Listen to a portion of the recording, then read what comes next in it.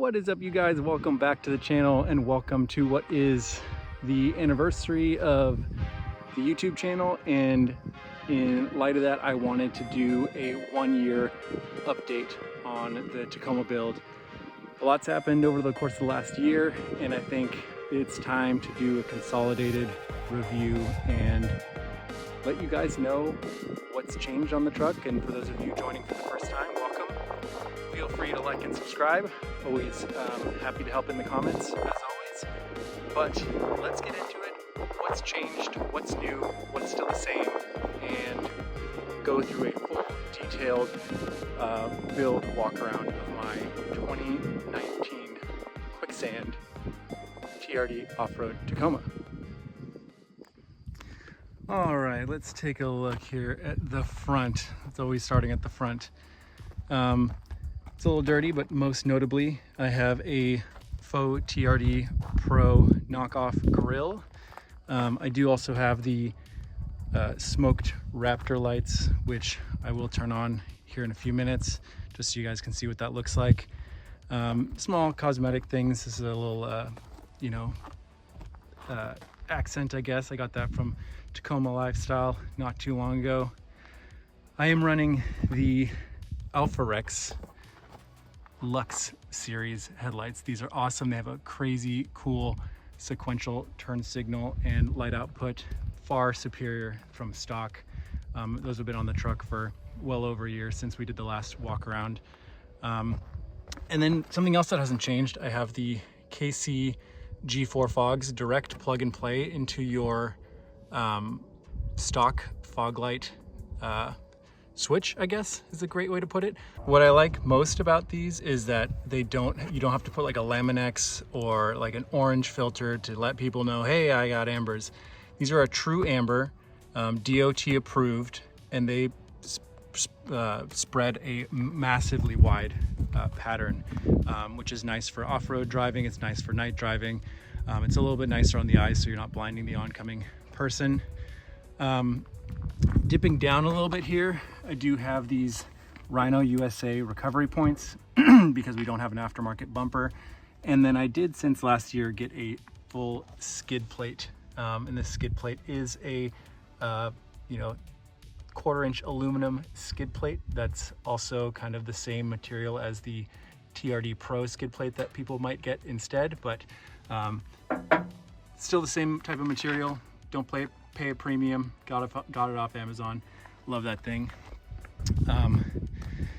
Additionally, in the front, talking lighting, I did finally mount my Extreme LED 30-inch light bar.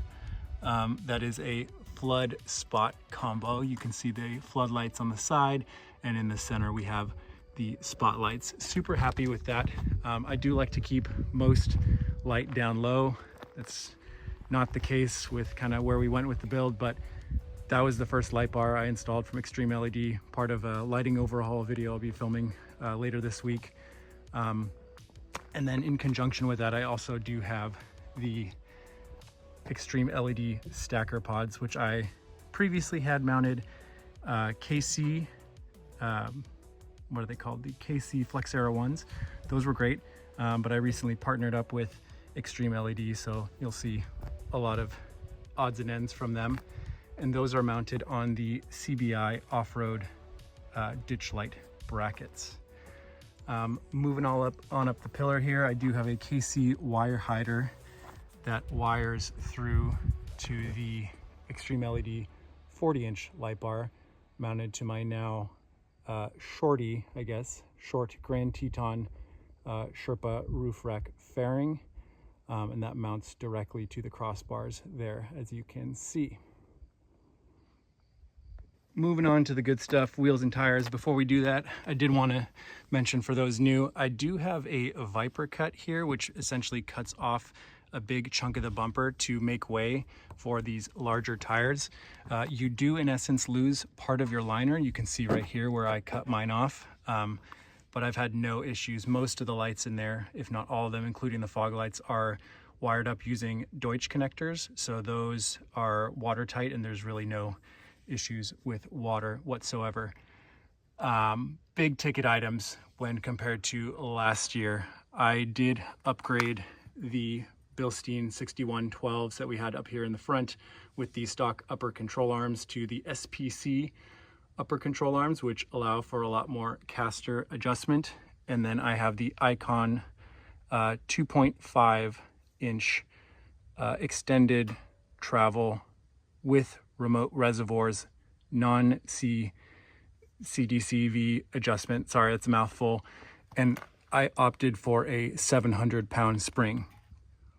One thing I don't think I mentioned in a previous video of why I went with the 700-pound spring is, one, you don't need to compress it enough to create coil bind, but also when you're trying to fit larger tires, it takes a lot more for the truck to actually stuff these. And in essence, especially on light roads, light trails, it's going to take a lot more force to force that tire back into the cab mount, into the fender.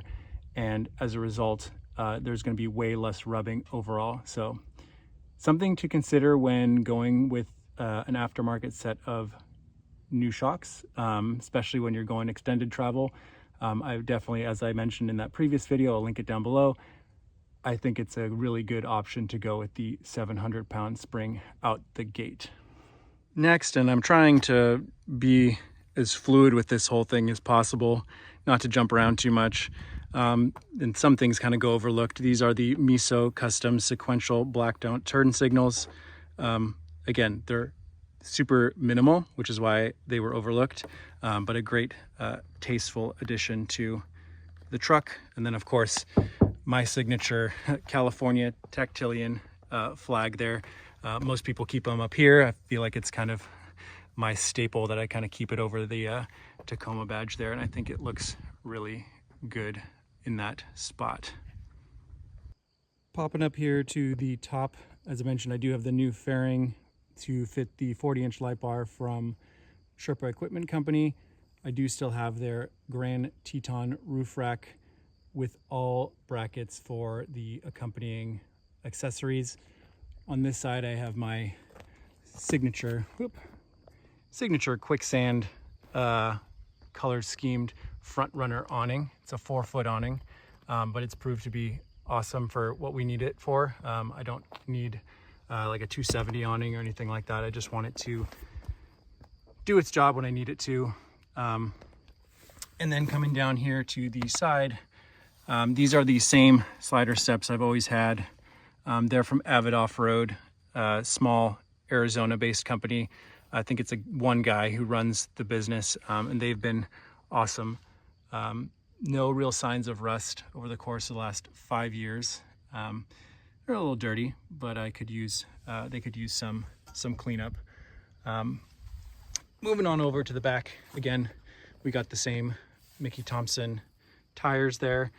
In the rear, the suspension's a little bit of a different story. I have the Icon extended travel, again, giving me an extra probably 2 or 3 inches of travel. These are the 2.0 series, also with the remote reservoirs, non-adjustable again. And paired with that, I upgraded the leaf pack last year to the Icon RXT leaf pack set at an option 3. So that's basically the highest rate you can go. I think there's about 7 leaves in there.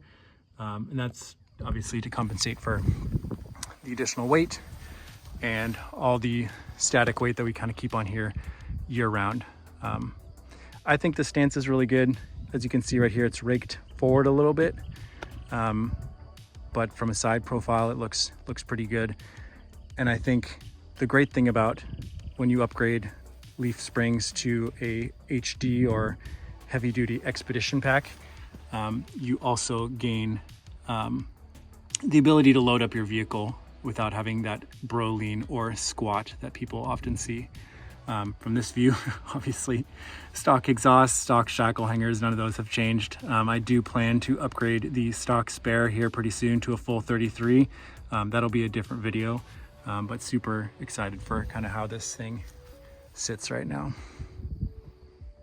As I also mentioned, I have everything from the awning to the Max Tracks mounted on Sherpa Equipment Company's own proprietary mounts. These used to be mounted over on the side, but I'll kind of get over into what has replaced that here in a sec. And then of course we still have the Vagabond rooftop tent.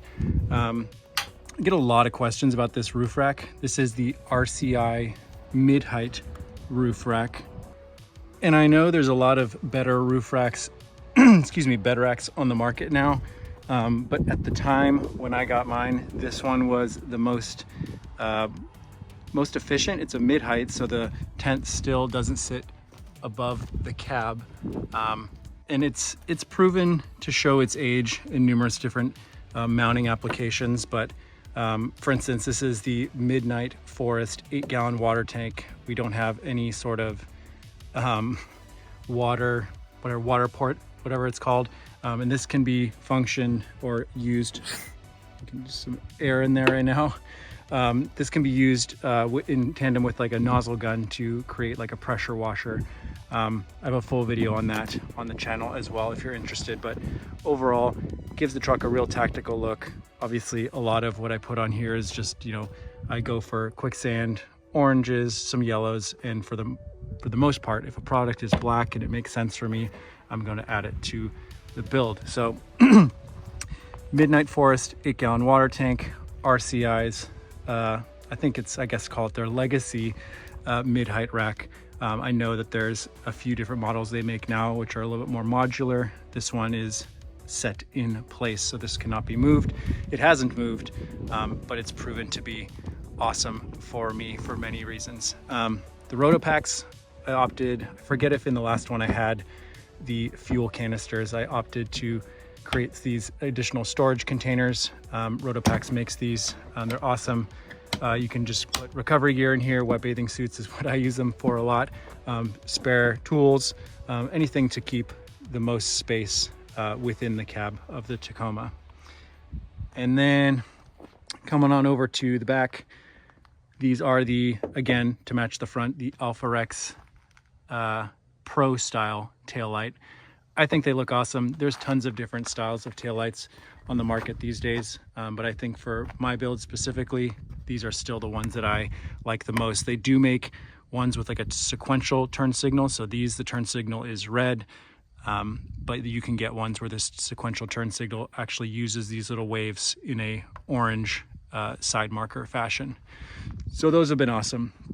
And then coming on down here, I opted to replace the little plug that was here before with a locked Rhino USA D-ring shackle for recovery as well. All right, I'm kind of starting to see that I'm forgetting a few things. I do have these spotter mirrors. That's what they're called, spotter mirrors. You can look them up on Google and that's what they'll come up as, but they actually give you the option to kind of give yourself both an easier vantage point of where the rear tire is, helps with parking, helps with tight trails, anything of that nature. So those are a good addition. I also, in the back here, forgot to mention our trusty, what is it called? The mountain hatch. Easily one of the most overlooked and I think most practical exterior mods we've ever put in the truck. I'll link for that down below. Hopefully, I may or may not link everything in this, but we do also have the Total Chaos bed stiffeners I've mentioned in the past. I like these because they run the full side of the bedside. A lot of them on the market stop at this bolt here, which doesn't make any sense to me because your main point of contention and where the force is being put down is up at the top of the bedside. And if that is not being supported by, you know, this bolt right here, I feel like it's, you know, you're only supporting about a half of what you could be. So those are a great addition. Again, something I don't think about as often, but something I definitely recommend people do when they're initially thinking of putting, you know, this type of weight, this type of static weight up high above their truck. Other than that, stock bed mat. Love this thing. There are a few new ones just in the last few months that have come out. Tacoma Lifestyle has their own now. But again, as I've said in a few videos, I like to keep the truck as OEM as possible. So that's all that's going on in there. As far as the tent goes, I still have this older canvas style Rome Adventure Co. I think it's called the Vagabond. It's not the Light, which fits 1 or 2 people. It's not the XL, which is like 4+. This is the 3-person, I guess, 2 and a dog in our case. But not only does it fit the bed rack really nicely, but I think that overall this is probably the best size you can get. And personally, I'm just a real big fan of the canvas style tent. A lot of people are running these hardtop covers now. A lot of clamshells are coming on the market. Yes, they're easier to use, but I think that they are, this one for me, it's the one that's staying on there. I'm going to be replacing the cover here pretty soon because it's got a lot of fade issues, and honestly, I've contacted Rome. You can kind of tell here, these logos are, they have these like this weird residue on them. You can see on this one perfectly. So again, Instagram is not always gonna tell you everything. Good from far, far from good. But yeah, that's the tent we're running. Another mod that often goes overlooked is this Miso Customs gas hole. I think this has been something that has been since remedied by Toyota. But for the longest time, there was no place to place the gas cap. So this was kind of like a go-to. I think this is one of those modifications. I only remember I have it when I use it, but it goes a long way. Easy 30 bucks. I know that sounds expensive for a piece of plastic, but it's super nice when you go to the gas station and you have a place to put your nozzle in. Another modification I know I forgot in the first walk around last year were these AVS, I guess you can call them Amazon rain guards. These are awesome. Best bang for the buck, maybe on the entire truck. I've said this a whole bunch of times with a lot of different things we've done to it. But with all the rain we've been getting in California, if you just want fresh air within the truck, they are the in-channel ones. So there's 2 different options. One will be mounted on the outside of the truck here, kind of hoop over like more of like an awning or an umbrella. This one actually fits into the channel, and I think, you know, part of the reason I forgot them last year is because they're sleek. I feel like they should come like that way from the factory. Huge. It makes a huge difference. So these are the AVS, I think they're the low profile rain or wind guards. So that was one that I forgot last year, and we're making sure that we include it in this walk around today. For those who are interested, I didn't cover this in the first video as well. I did tint my windows. And for those of you who want a good look where it's, you know, dark in the back, semi-dark in the front, I have a 5% strip in the front that goes down to the rear view, and then these are all tinted 20% all the way around, even through the back portion of the cab. It's a little dark in the evening. If you're not comfortable driving with tinted windows, I maybe would recommend going 35 all the way around, including the strip in the front. But I think for my application, I've been driving cars with tinted windows for a long time, so it works out nicely, and I think it's a really good look. Here, I'll give you a shot here from the side, and I'll loop around to the other side here in a sec.